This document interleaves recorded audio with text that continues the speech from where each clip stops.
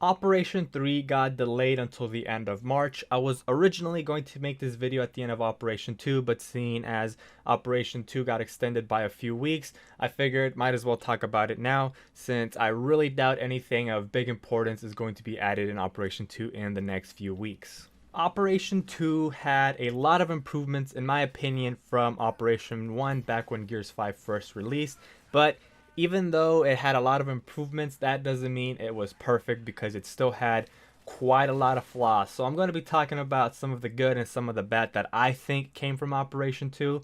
And we're basically going to split it up into three sections.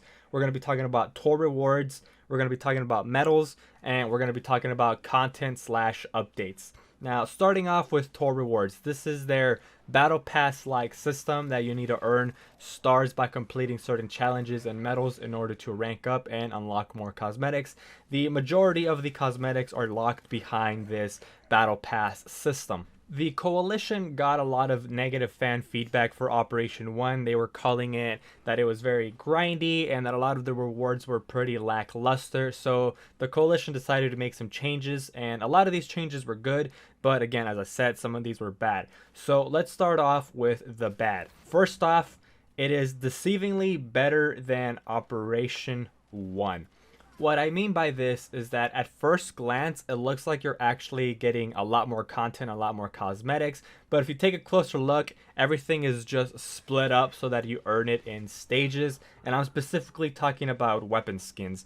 In Operation 1, there was 3 different weapon skins you can unlock. Off the top of my head, I think it was like the Team Metal, Team Rock Ice, and it was like the Desert Camo or something like that.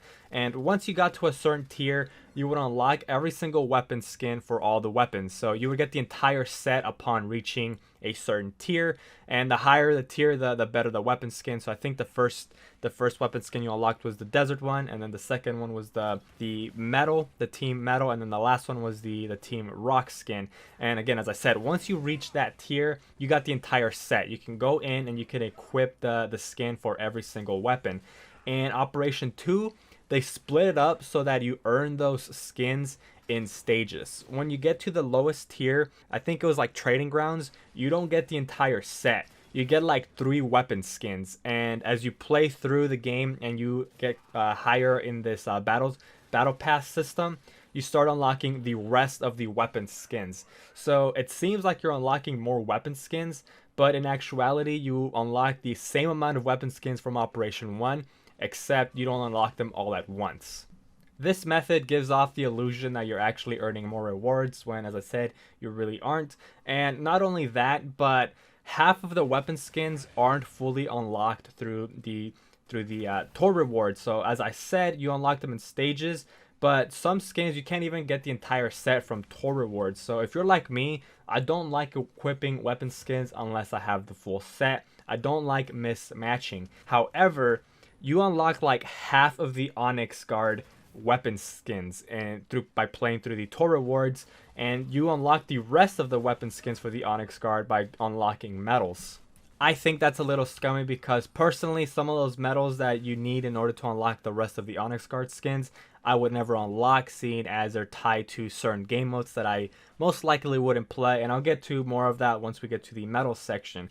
But onto more of what I think the tour rewards has done bad. The second thing is that there is only one swarm slash locust character that you can unlock, and that's the Blood Red Speaker. Operation 1 had, I think, 3 swarm character skins you can unlock. This one only has 1. And also, there are 2 DB skins in Operation 2. One of them isn't even that different from the base model, so I don't understand why you got 2 DB skins. In my opinion, that's another bad. But now on to the good. The good things that I think tour rewards did in Operation 2. First off, we gotta talk about Iron. You actually got Iron by unlocking and getting higher in the Battle Pass system, which I think is really great. You got around $5 worth of Iron, which could unlock you an extra character skin or maybe some weapon skins you would like. So that was good. Now, next up, you actually got a lot less filler cosmetics. So in Operation 1, half of the rewards in the tour rewards were filler, and what I mean by filler is that it was banners, sprays, marks, and emotes, and a whole bunch of stuff that people don't really care about. But in Operation 2, Only about 15 of those rewards were filler, which I think was pretty great. Next up is that we actually got some really cool executions from Operation 2. I don't even think Operation 1 had executions, but we got some really cool executions. And the final thing that I think the tour rewards did better than Operation 1 is the fact that we got 10 skins in Operation 2. In Operation 1, I think we had about 6 skins we could unlock through this Battle Pass system, but in Operation 2, we have 10. We had Winter Armus Marcus, Onyx Guard male and female. I am going to count them as 2 skins, seeing as they have their own models. Classic Kate, Hive Blaster Lizzie, the Workout Foz, DR1 Protectron, Gilded Baird, Deadeye, and Blood Red Speaker. In my opinion, these skins were also far better than anything we unlocked in Operation 1, specifically Hivebuster Lizzie. I think that's a fan favorite for most people. Next up, we're going to be talking about the medals/challenges. This is the main way of you to level up the Tour of Duty system. So a lot of these challenges and medals give you stars, and not only do they help you level up the Tour of Duty system, but they themselves also can give you some pretty nice cosmetics if you complete an entire set of medals. But as I said, there was a lot of bad in this as well. So first off, this is where all the filler content went. I was talking about how the tour rewards had very little filler content. Well, this is where it went. In Operation 1, the medals were the way that we could unlock extra skins, we could unlock some weapon skins, and we also got some extra character skins, I believe. Well, in Operation 2, there is only one character skin in the whole thing. Everything else is banners. No, not banners. Everything else is blood sprays, marks, and emotes, as well as having the remainder of those weapon skins that you got from the tour rewards. So if you want the full weapon set, you have to unlock some of these medals. And as I said, some of these medals aren't even worth completing in my opinion. Not only because the reward you get isn't all that great, but they just don't give you a lot of stars. As I said, this is the main way for you to level up the Tour of Duty. But for example, there's a challenge to play as Jack and Horde and collect, I think, like 2.5 million power. And by doing so, you get 3 stars. That, in my opinion, is not worth bothering to even do unless you want to get the reward for completing the entire set of medals. And even then, completing the set would probably get you like a blood spray or something silly like that. So again, as I said, not really worth completing. There's a lot of challenges like that that just feel like they are filler. They don't really give you a lot of stars for you to rank up the Tour of Duty system. And yeah, there was a lot of those types of challenges in Operation 2. Now let's talk about some of the good that these medals did.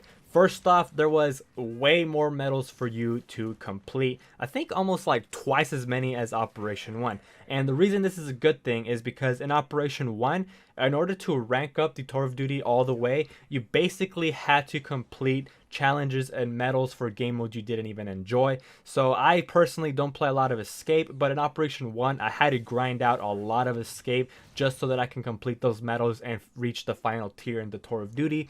But in Operation 2, they gave you way more of each type of like game mode. So if you want to specifically play versus, you can get to the final tier of the Tour of Duty system by just completing versus medals and like hardly ever touching Horde and Escape. As I said, I hardly even touched Escape this operation and I was able to reach the final tier. And that's really the only good thing I think that the medal/challenges did. So let's move on to content. And oh boy, I'm not going to be talking about the bad and then the good like I did for the last 2 sections, because everything in this section had a good and a bad tied to it. So I'm just going to talk about both of them at the same time. Starting off with maps.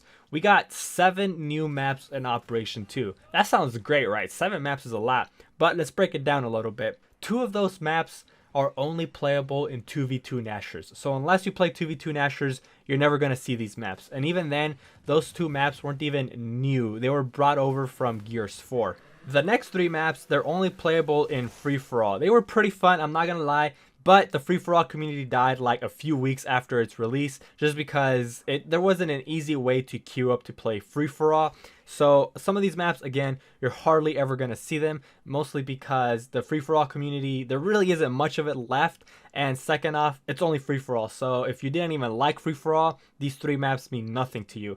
And next up, the next 2 maps we actually got to play in Versus and Horde. We got Lift, which was a great map, but it's technically not new. It was a remastered version of a Gears 4 map. And the next one is All Fathers, the only actual new map that we got in Gears of War.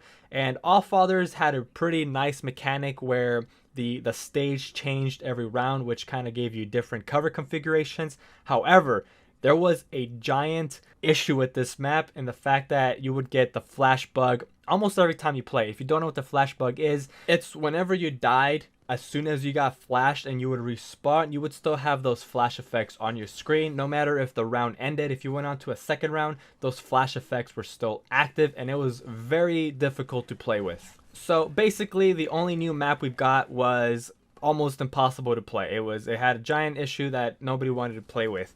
Now, moving on to characters, we got 5 new characters. 3 of those were Locust, which is great. It was amazing. We got 3 new Locust characters, and 2 of those were COG characters. And another good thing about this is that both COG characters were playable in Escape and Horde from the beginning. Operation 1, we only got 1 COG character that was playable in Horde and Escape, which is kind of silly. But those 2 characters had their own bugs and issues when playing Horde and Escape. So first off, let's talk about Lizzie. She had a literal game-breaking bug in that if you ever played her in Horde and you died while in her Silverback, which is her ultimate ability, it would crash the game for everybody in that lobby. So for the longest time, Lizzies were not allowed into Horde lobbies. So if you're a Lizzie main, you just could not play her. You could join people's lobbies, but you could not at all use her Silverback, or else you would be kicked. So you couldn't even use the only thing that made her unique. Now, next up is Baird. He also had a pretty game-breaking bug, not in the sense that it would crash or anything, but he had a card, which is an effect that would make enemies bleed if you were holding a sniper weapon. So what this meant is that you would just put barbed wire everywhere, all over the map, and you would just sit in a corner with your sniper weapon and enemies would die to the bleed damage. And it took away all the skill involved in playing a Horde, and it made it really easy to farm Horde, but it also made it really boring. The Coalition has now addressed both of these issues and they are no longer in the game. So if you wanted to play Lizzie, you can play Lizzie in Horde, or if you want to play Baird, you can't do those cheese strats anymore. Moving on from characters, next up, what I think is another thing that Operation 2 did that was pretty great is the fact that we got lots of events. Off the top of my head, I can remember the Super Bowl event, the Christmas event, and the Valentine's Day event. So these events, they came with their own game modes that let you unlock certain cosmetics, whether it was weapon skins, emotes, or executions regarding to that event. And Operation 2 had quite a few of them. And not only did they have events like that, but they also had a lot of weekends where they gave players free boosts as well as double character and player XP, which I think was great. And I really want to see more of that in Operation 3. And that's really it. Those are my final thoughts on Operation 2, some of the good and some of the bad that I think Gears 5 did during this season. And I really want to see more improvements like this in Operation 3. So I'm hoping that it being delayed for a few weeks more means that it's going to be better than Operation 2 and 1. But anyways, this video has been going on for much longer than I thought it would. So if you enjoyed the video, please leave a like and let me know any of your thoughts below, what you think Operation 2 did good or what you think it could have done better. If you haven't subscribed, please do so. It helps me out a lot. And as always, hope you have a good one and catch you all next time.